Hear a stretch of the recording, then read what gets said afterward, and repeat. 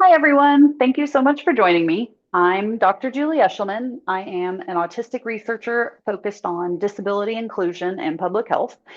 And today I want to talk about ableism and why the language that we choose matters so much. So, for those of you who have not heard this term before, ableism describes discrimination or prejudice against disabled people, intended or unintended.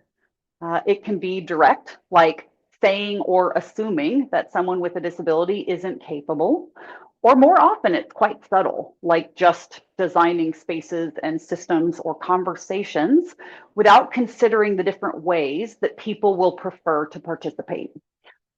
So sometimes ableism hides in everyday language that we're used to. Phrases like, that's crazy, or falling on deaf ears, or even complimenting someone by saying they're overcoming their disability or that they are so inspiring. All of these can carry pretty harmful assumptions.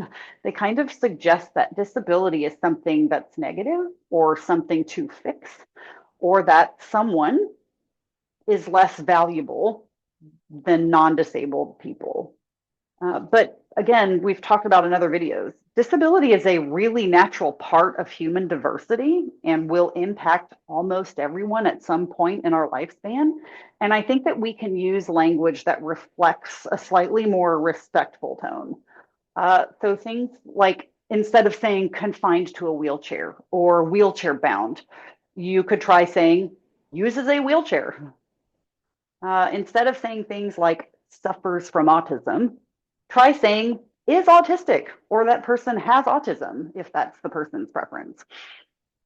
So just paying more attention to whether the language you are using is inadvertently value laden helps us to start to shift how we and those around us perceive disabled people. I really want to say a lot of nerd things about relational frame theory, but I will hold back and only say that there is a lot of research that shows how much language shapes our reality. So, knowing that, we can use language carefully to shift how we see disability from something that's tragic to something that's just part of life.